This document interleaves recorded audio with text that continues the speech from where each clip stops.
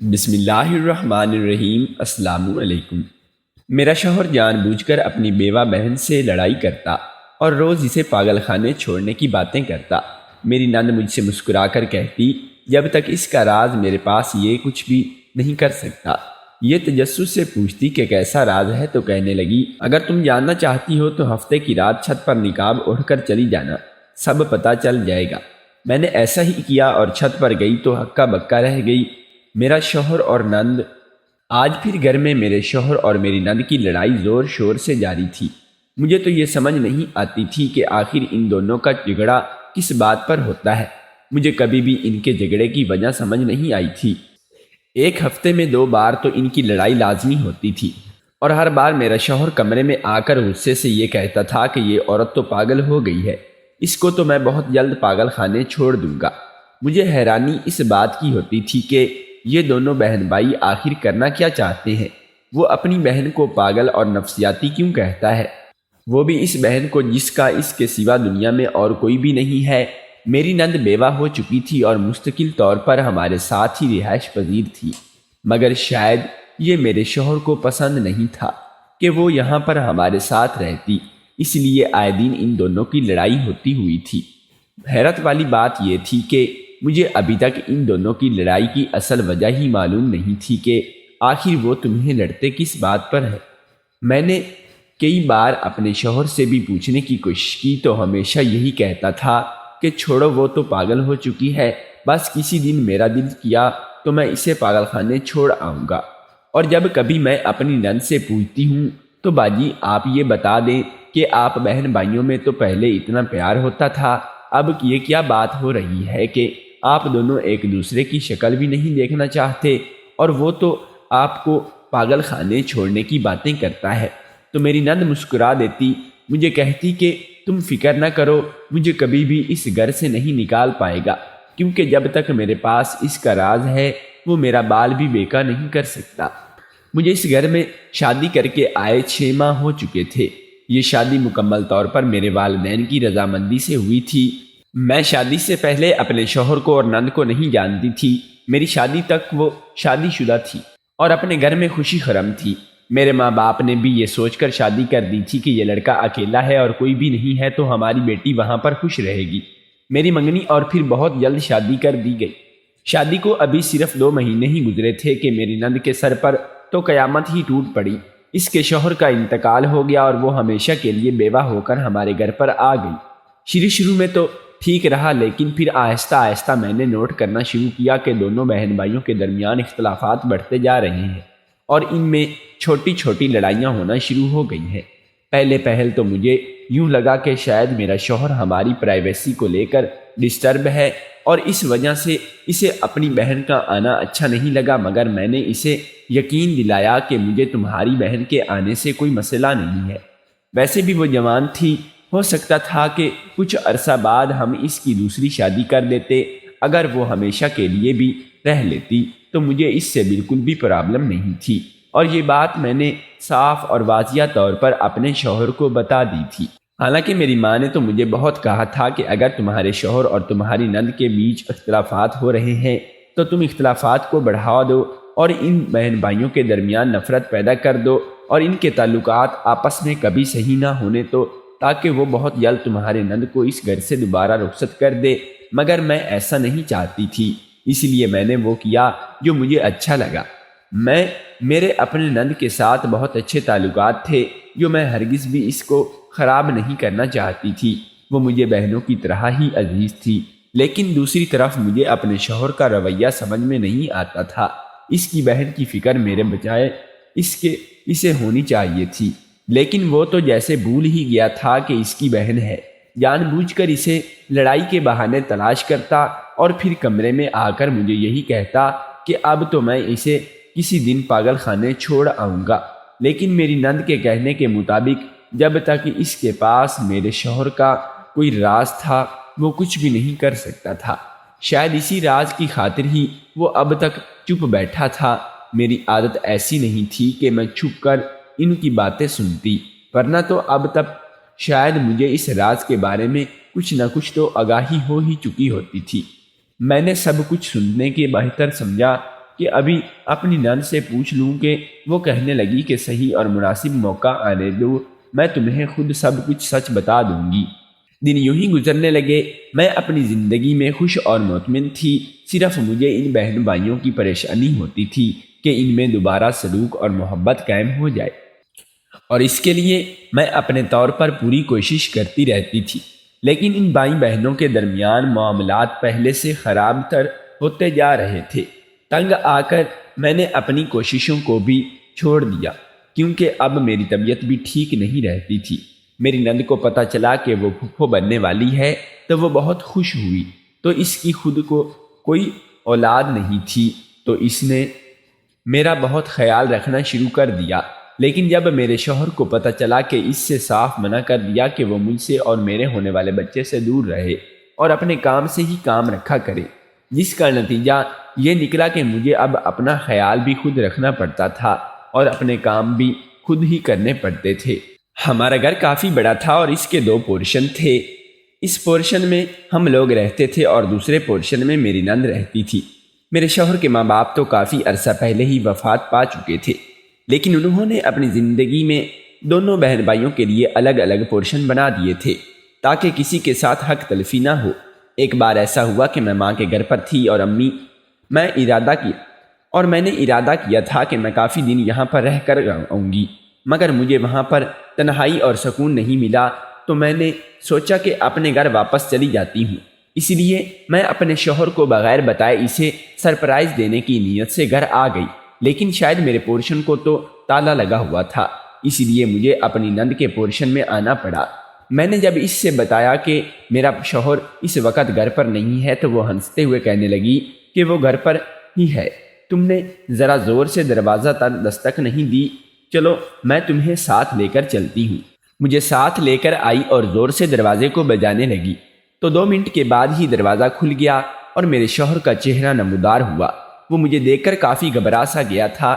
میری نند میرے کان میں کہنے لگی کہ لو دیکھ لو، تمہارا شوہر تو گھر پر ہی ہے۔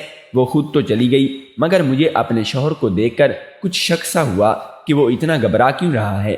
اگر وہ گھر پر تھا تو اس نے پہلے کیوں نہیں دروازہ کھولا؟ میں نے بھی 2 دروازہ بہت بار بجانے کی کوشش کی تھی۔ میں کمرے میں جانے لگی تو میرے شوہر نے مجھے اندر جانے سے بھی روک دیا اور کہنے لگا کہ نہیں، ابھی اندر مت جاؤ۔ میں نے کچھ جھونک کر اسے دیکھا تو وہ بات کو سنبھالتے ہوئے کہنے لگا کہ اندر ابھی کاکروچ ہیں اور تم تو ڈرتی ہو نا، تم دوسرے کمرے میں جا کر ریسٹ کرو، میں تب تک کمرے سے کیڑوں کا صفایا کر دیتا ہوں۔ میں دوسرے کمرے میں آ گئی، لیکن جانے کیوں میرے دل میں کوئی اطمینان نہیں مل رہا تھا۔ مجھے لگ رہا تھا کہ کوئی تو ایسی بات ضرور ہے جو میرا شوہر مجھ سے چھپا رہا ہے۔ میں شام کو اپنے شوہر سے چوری اپنی نند کے پاس گئی اور اسے کہا کہ اب تو مجھے وہ راز بتا ہی دے جو آپ کے پاس ہے میرے شوہر کا، کیونکہ تو مجھے بھی لگنے لگا ہے کہ ضرور وہ تو کچھ تو مجھ سے چھپا رہا ہے۔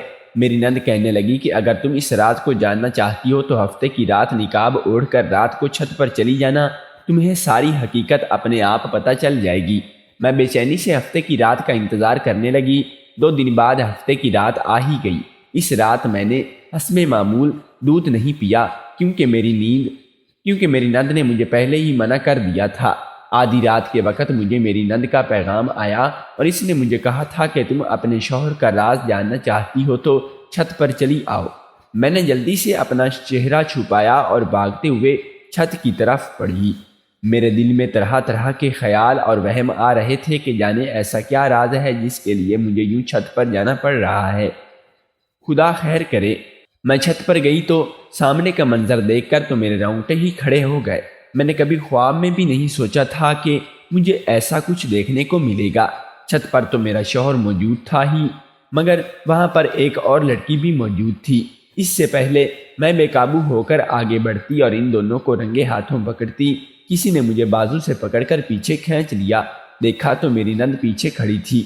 مجھے کہنے لگی کہ ابھی یہ صحیح وقت نہیں ہے، ابھی تم صرف ان پر نظر رکھو۔ مجھے کسی صورت بھی چین نہیں مل رہا تھا۔ اپنے شوہر کو اپنی آنکھوں کے سامنے کسی اور لڑکی کے ساتھ دیکھنا میرے لیے بہت ہی اذیت ناک تھا، اور میں چاہتی تھی کہ میرا ان دونوں کو اسی وقت رنگے ہاتھوں پکڑ کر خوب بے عزتی کروں۔ اس سے پہلے کہ میں اپنے ارادے کو عملی جامہ پہناتی، میری نند مجھے بازو سے کھینچتے ہوئے واپس لے آئی اور کہنے لگی کہ یہ تھا وہ راز جس کے بارے میں میں بات کر رہی تھی۔ تمہارے شوہر کا دوسری لڑکیوں سے چکر چلتا رہتا ہے اور وہ ابھی تک میرے سامنے اس لیے دب کر رہتا ہے کہ وہ جانتا ہے کہ میں اس کے بارے میں سب معلوم کر چکی ہوں۔ اگر اسے پتہ چل گیا کہ تم بھی اس کے بارے میں جان چکی ہو تو پھر تو اس سے کوئی ڈر خوف نہیں رہے گا۔ جب تمہاری اولاد پیدا ہو جائے گی تو تمہارے شوہر کا رویہ تم سے بدل جائے گا۔ میں نے اس لڑکی کا چہرہ نشین کر لیا تھا اور سوچ لیا تھا کہ میں اس کے بارے میں معلوم کر کے اس کو سبق سکھا کر ہی رہوں گی۔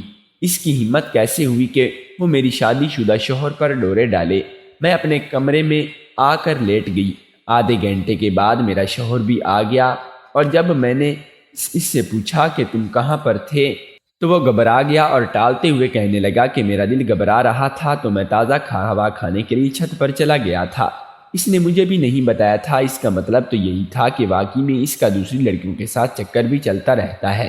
بہرحال میں نے اپنے شوہر کو باتوں ہی باتوں میں جتا دیا تھا کہ اگر اس کا کسی اور کے ساتھ کبھی بھی افیئر ہوا تو میں اسے معاف نہیں کروں گی۔ اس کا خواہ فائدہ یہ نکلا کہ اگلے ہفتے کے روز وہ چھت پر نہیں گیا اور کمرے میں ہی رکا رہا۔ اب تو اس کی اپنی بہن کے ساتھ لڑائیاں بھی بہت ہی کم ہو گئی تھی، بلکہ نہ ہونے کے برابر۔ ان دونوں نے کافی عرصے سے ایک دوسرے کو بلانا ہی چھوڑ رکھا تھا۔ پھر ایک دن ایک حیرت انگیز منظر مجھے دیکھنے کو ملا۔ اس بہن بھائی کے بیچ میں جانے کب اور کیسے مگر صلح ہو گئی۔ یہ بہت ہی چونکا دینے والی بات تھی، کیونکہ پہلے تو پھر دوسرے کی شکل بھی نہیں دیکھنا چاہتے تھے اور مجھے کچھ پتہ ہی نہیں تھا کہ ان کی لڑائی کیوں ہوئی، کس وجہ سے ہوئی اور صلح کس شرط پر ہوئی۔ یہ ان دونوں بہن بھائیوں کی آپس کی بات تھی۔ میں نے جب کال کر کے اماں کو اس کے بارے میں بتایا تو اماں مجھے کہنے لگی کہ تمہیں ان پر نظر رکھنی چاہیے اور تمہیں پتہ کرنا چاہیے کہ پہلے ان کے درمیان کیا چل رہا تھا اور اب کیا چل رہا ہے۔ یہ نہ ہو کہ تمہاری بے خبری میں تمہارا ہی کوئی نقصان ہو جائے۔ اماں کی بات میں دم تھا، اس لیے میں نے ان دونوں پر نظر رکھنا شروع کر دی تھی۔ کبھی کبھار مجھے لگتا تھا کہ وہ دونوں سچ میں ہی صلح کر کے ایک دوسرے کو پچھلی باتوں کے لیے معاف کر چکے ہیں، لیکن پھر اگلے لمحے مجھے لگتا کہ یہ دونوں صرف دکھاوا کر رہے ہیں، ورنہ اندر سے ابھی بھی دوسرے کے خلاف بعض بغض رکھتے ہیں۔ اس روز مجھے بازار سے اپنے بچے کی کچھ ضروری شاپنگ کرنی تھی اور میری نند گھر پر نہیں تھی، تو پھر مجبوری میں خود ہی میں اکیلی بازار چلی گئی۔ میں نے اپنی نند کو فون کر کے پوچھا کہ وہ کہاں ہے تو اس نے یہی کہا تھا کہ میں کسی ضروری کام سے باہر نکلی ہوں، مگر اس کا ضروری کام مجھے بازار جا کر اچھے سے پتہ چل گیا تھا۔ جب میں نے اسے اور اس کے بھائی کو یعنی اپنے شوہر کو اس لڑکی کے ساتھ دیکھا جو مجھے اپنے شوہر کے ساتھ چھت پر نظر آئی تھی، تو وہ تینوں ایک مال میں اکٹھے بیٹھ کر کھانا کھا رہے تھے۔ میں بھی اپنا چہرہ ڈھک کے پیچھے والے ٹیبل پر جا کر بیٹھ گئی تاکہ ان کی باتیں سن سکوں۔ میرے جانے کے 2 منٹ بعد ہی وہ لڑکی تو اٹھ کر چلی گئی، لیکن میں نے ان دونوں کی کافی باتیں سن لی تھیں۔ میری نند میرے شوہر سے کہہ رہی تھی کہ میں نے تمہاری بیوی کو اب تک تمہارے کسی راز کے بارے میں بھی آگاہی نہیں دی ہے۔ میں نے اسے کچھ بھی نہیں بتایا اور اب میں تم سے یہی چاہتی ہوں کہ تم جتنا میرا حصہ بنتا ہے مجھے اتنا ہی دے دو۔ 1 روپیہ بھی نہ زیادہ دینا اور نہ ہی کم۔ تم سارا حصہ اکیلے ہڑپ نہیں کر سکتے۔ میرا شوہر کہنے لگا کہ ٹھیک ہے میں سمجھ گیا، فکر نہیں کر رہا، تو میں تمہارے حصے کی پوری رقم نہیں دوں گا۔ میں تو یہ شکر کرتا ہوں کہ تم میری سگی بہن نہیں ہو، ورنہ تم جیسی لالچی لڑکی تو کسی کی بہن نہ ہی ہو تو اچھا ہے۔ ان کی باتیں تو پہلے مجھے سمجھ میں نہیں آئی تھی کہ وہ ایک دوسرے سے کسی حصے کی بات کر رہے ہیں، لیکن یہ سن کر کے کہ وہ ایک دوسرے کے سگے بہن بھائی نہیں ہیں، میرے تو قدموں تلے سے جیسے زمین ہی نکل گئی۔ یہ وہ کیا کہہ رہا تھا اور کیا ان لوگوں نے مل کر مجھے دھوکے میں رکھا تھا؟ لیکن ان کا مجھے دھوکے دینے کا کیا مقصد ہو سکتا تھا؟ یہ مجھ سے ایسا کیا حاصل کرنا چاہتے تھے کہ میرے پاس تو کوئی بینک بیلنس یا پراپرٹی بھی نہیں تھی جس کو بیچ کر یہ آپس میں آدھی آدھی کر لیتے، تو ایک غریب گھر سے آئی تھی اور نہ ہی میں اپنے ساتھ لاکھوں کروڑوں کا جہیز لے کر آئی تھی، تو پھر یہ کس لڑکی کو بیوقوف بنانے کی بات کر رہے تھے؟ کہیں اس لڑکی کو تو نہیں جو ابھی یہاں سے اٹھ کر گئی تھی؟ آخر وہ بھی تو تھوڑی دیر پہلے ہی ان کے ساتھ بیٹھی اس گیم پلان کا حصہ کر رہی تھی۔ آخر وہ تیسری لڑکی تھی کون، اور یہ ان دونوں کی کیا لگتی تھی، اور ان کے ساتھ ان کا کیا لنک تھا؟ یہ سوال مجھے چین نہیں لینے دے رہے تھے، اور جب تک مجھے پتہ نہیں چل جاتا مجھے سکون نہیں ملتا۔ میں نے ان کے اٹھنے سے پہلے ہی چپ چاپ وہاں سے اور اپنے گھر پر آ گئی۔ تھوڑی دیر کے بعد وہ دونوں بھی گھر واپس آ گئے۔ پہلے تو میرا دل کیا کہ میں ان سے صاف صاف پوچھ ہی لوں، لیکن میں مناسب نہیں ہوتا، اسی لیے میں چپ ہی رہا۔ میری نند کیونکہ ایک ہوشیار عورت تھی، اسی لیے اس نے میرے چہرے کے بگڑتے آثار چڑھاؤ نوٹ کر لیے تھے، اور مجھے سے پوچھنے لگی تھی کہ یہ سب خیریت تو ہے؟ میں نے بہانہ بناتے ہوئے کہہ دیا کہ ویسے ہی طبیعت خراب ہے۔ تم ٹھیک تو ہو؟ میں نے بہانے بناتے ہوئے کہہ دیا کہ ویسے ہی طبیعت خراب ہے، تو اسی لیے مجھے اب یہ لگنے لگا تھا کہ میری نند بھی یہ چاہتی ہے کہ میں گھر سے نکل جاؤں اور اپنے بھائی کی شادی وہ اس دوسری لڑکی سے کروا دے۔ اگر ایسا نہ ہوتا تو وہ اس سے ہنس کر اور باتیں کیوں کر رہی تھی؟ پہلے اس نے اپنے بھائی سے تعلقات خراب کر رکھے تھے، اس نے مجھے اس کے چکر کے بارے میں بھی بتا دیا، اور اب یہ جب ان دونوں کی صلح ہو گئی تو وہ اپنے ہی بھائی کا ساتھ دینے لگی تھی۔ مجھے کچھ بھی کر کے اپنا گھر بچانا تھا، اس کے لیے سب سے پہلے تو مجھے اس لڑکی کو تلاش کرنا تھا تاکہ میں اس کو اپنے شوہر سے دور رکھ سکوں۔ کچھ دنوں کے بعد میں نے پھر سے دونوں بہن بھائیوں کو باہر جاتے دیکھا۔ مجھے شک ہو گیا اور وہ اسی لڑکی سے ملنے جا رہے ہوں گے کہ میں نے مناسب فاصلہ رکھ کر ان کے پیچھے پیچھے جانے کی لگی تھی کہ آج میں ہر حال میں یہ معلوم کر کے رہنا چاہتی تھی کہ آخر ان کے بیچ چل کیا رہا ہے۔ پچھلی بار تو مجھے ایسا لگا کہ جیسے وہ لڑکی بہت ہی تیز اور ہوشیار ہوگی، لیکن ابھی جب میں نے ان دونوں کے ساتھ دیکھا تو مجھے حیرت کا جھٹکا لگا کہ وہ لڑکی تو رو رہی تھی اور ان دونوں کے سامنے ہاتھ جوڑ کر کچھ کہہ رہی تھی۔ اتنے دور سے مجھے باتوں کی آواز تو نہیں آئی تھی، لیکن یہ میرے لیے کافی حیران ہونے والی بات تھی کہ آج وہ لڑکی ان کے آگے کیوں گڑ گڑا رہی تھی؟ آخر ایسی بات کیا تھی؟ میں نے دیکھا کہ میری نند اس کو تسلی دے رہی تھی اور میرے شوہر کا موڈ بھی کافی بگڑا ہوا ہے، مگر وہ لڑکی وہاں سے جانے کو تیار ہی نہیں تھی۔ اب مجھے نہیں لگ رہا تھا کہ وہ شاید اس کا میرے شوہر سے کوئی چکر ہو، یا پھر ہو سکتا ہے کہ میرے شوہر نے اسے بھی دھوکہ دے دیا ہو، اسی لیے وہ لڑکی رو رہی تھی۔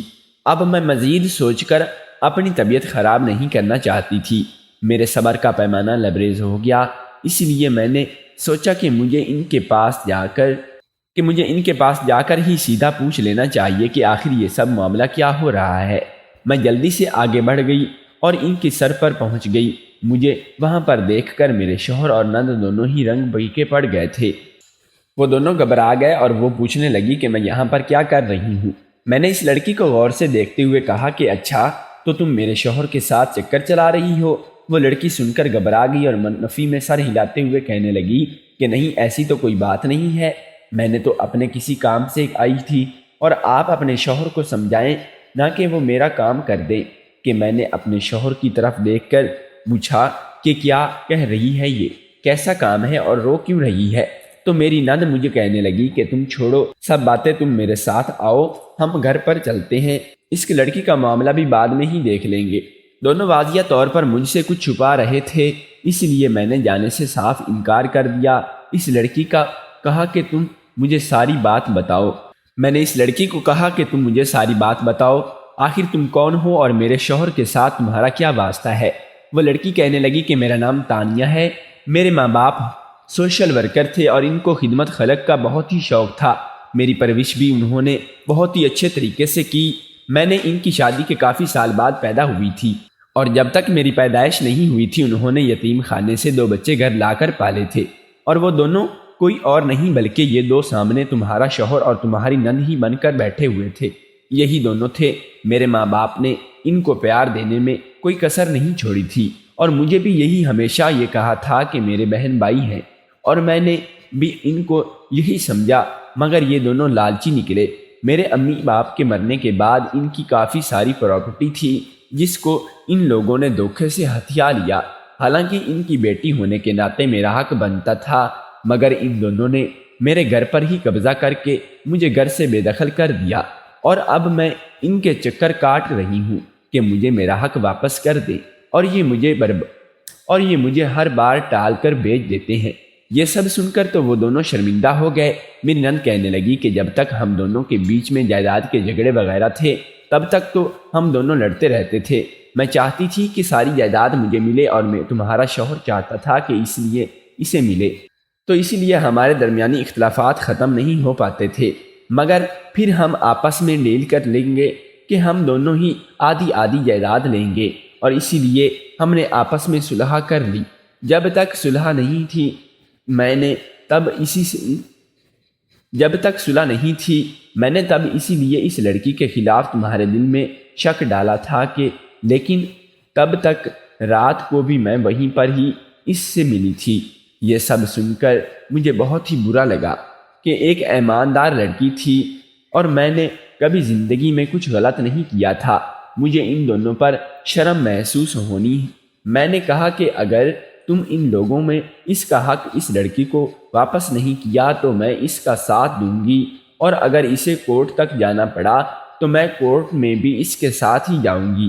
بلکہ یہی نہیں کہ میں نے گھر جا کر اپنے شوہر سے غیر موجودگی میں اس گھر کے سارے کاغذات وغیرہ بھی اس کے حوالے کر دیے۔ مجھے نہ تو دھوکہ دینا پسند تھا اور نہ ہی میں کسی ایسے انسان کے ساتھ رہ سکتی تھی جو لوگوں کے ساتھ دھوکہ اور فراڈ کرتا ہو، اسی لیے میں اپنے گھر پر واپس آ گئی۔ اگر تو میرا شوہر سدھر گیا تو میں واپس چلی جاؤں گی، اگر وہ نہیں سدھرے تو میں اس سے خلا لے لوں گی۔ اگر آپ کو ہماری کہانی پسند آئی ہو تو ہمارے چینل کو سبسکرائب کر لیں اور ساتھ میں موجود بیل آئیکن کی گھنٹی کو دبا لیں تاکہ ہماری نئی آنے والی تمام ویڈیوز سب سے پہلے آپ تک پہنچ سکے۔ آج کی کہانی کے لیے ہمیں اجازت دیجیے، تو ملتے ہیں ایک نئی کہانی کے ساتھ، تب تک کے لیے اللہ حافظ۔